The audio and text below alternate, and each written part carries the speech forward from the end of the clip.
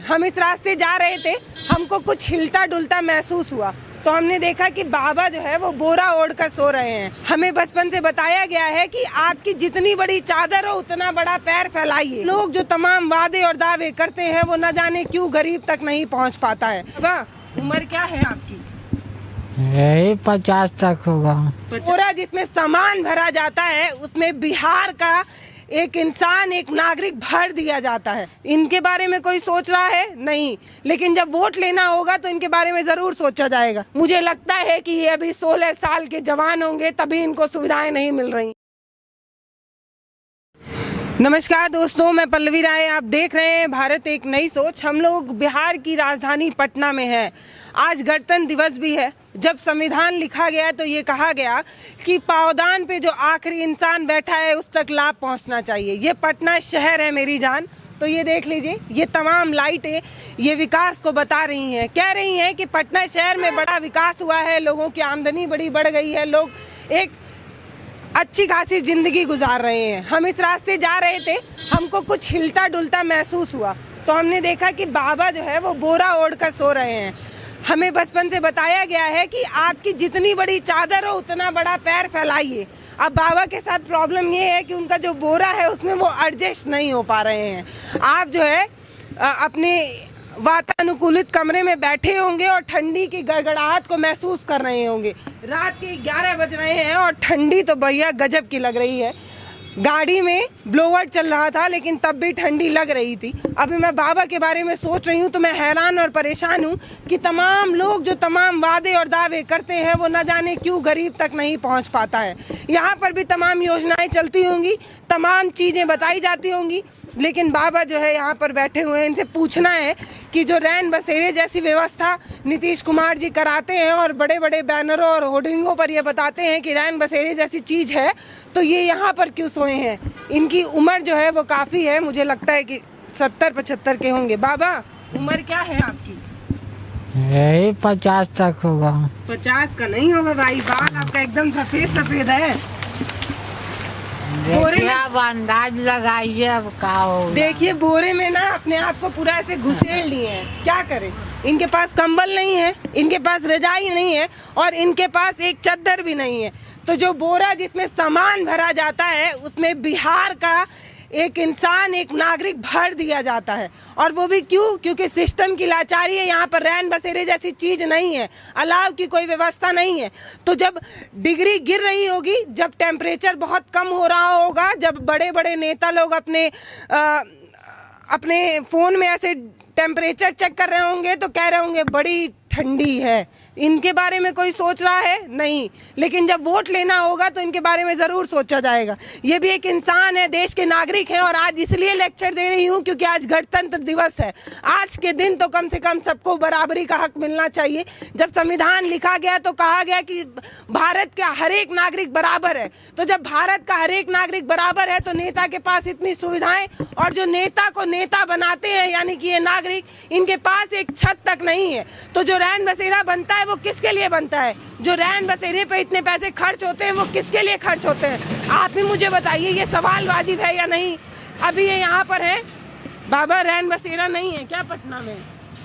है मगर हम अपना यहाँ पर सोते हैं। ऐसा कोई नहीं लग रहा बाबा? ठंडा तो खास लग रहा है, तब ने बूढ़ा उड़े हुए हैं। इससे ठंडी भाग जाती है। हाँ यही रोज सोते हैं बाबा? हाँ रोज सोते हैं।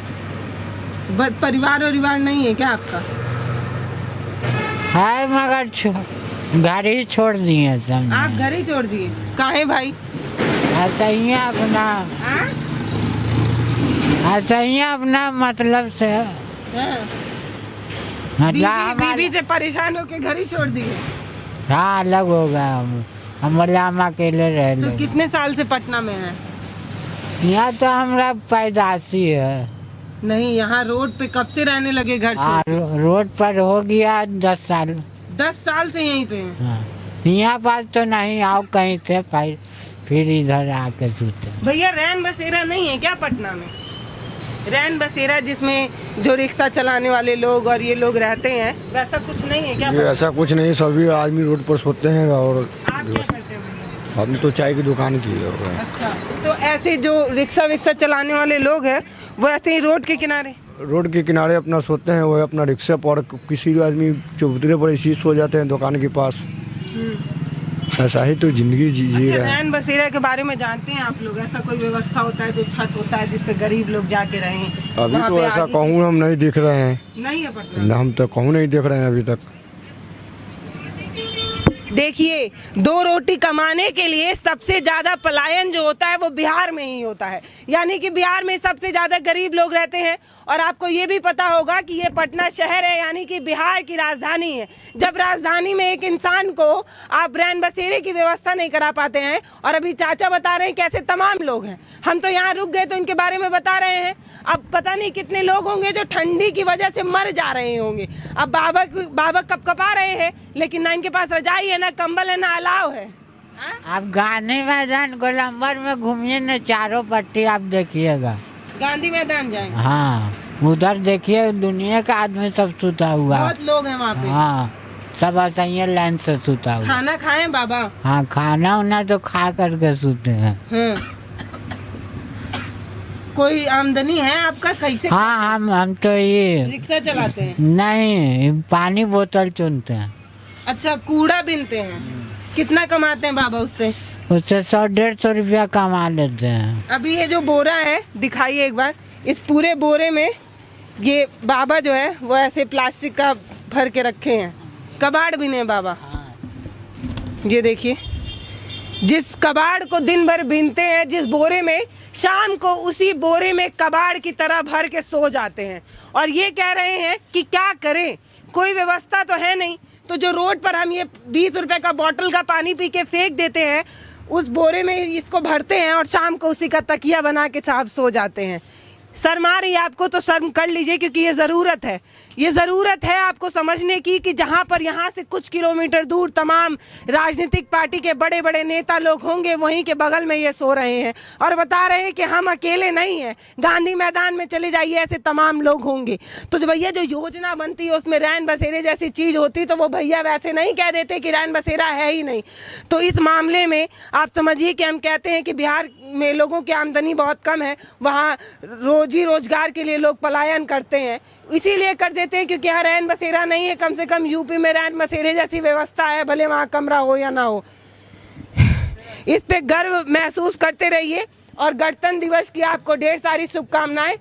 73 हो चुका है, 74, 75, 76 ऐसे बढ़ते जाएगा और जो गरीब, लाचार और असहाय लोग हैं वो ऐसे ही सड़कों पर पड़े रहेंगे। ये देश की सच्चाई है, इस पे आपको गर्व करना चाहिए। नमस्कार, मैं पल्लवी राय, आप देख रहे हैं भारत एक नई सोच।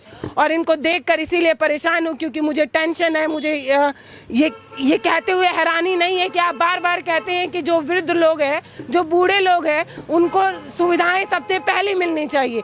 तो ये आपको बूढ़े दिख रहे हैं या जवान दिख रहे हैं, ये मुझे बता दीजिएगा। संविधान में बूढ़े लोगों को ये कहा गया कि जो लोग वृद्ध होते हैं उनको सुविधाएं सबसे पहले मिलनी चाहिए, उनको पेंशन मिलना चाहिए क्योंकि वो भारत के बुजुर्ग नागरिक हैं। मुझे लगता है कि ये अभी 16 साल के जवान होंगे तभी इनको सुविधाएं नहीं मिल रही हैं। आपकी क्या राय है मुझे बताते रहिएगा। नमस्कार। हमारे वीडियो का नोटिफिकेशन पाइए सबसे पहले हमारे ऐप से। हमारे ऐप को प्ले स्टोर से डाउनलोड करने के लिए डिस्क्रिप्शन में दिए गए लिंक पर जाइए और हमारे ऐप को इंस्टॉल करिए क्योंकि ये बिल्कुल फ्री है।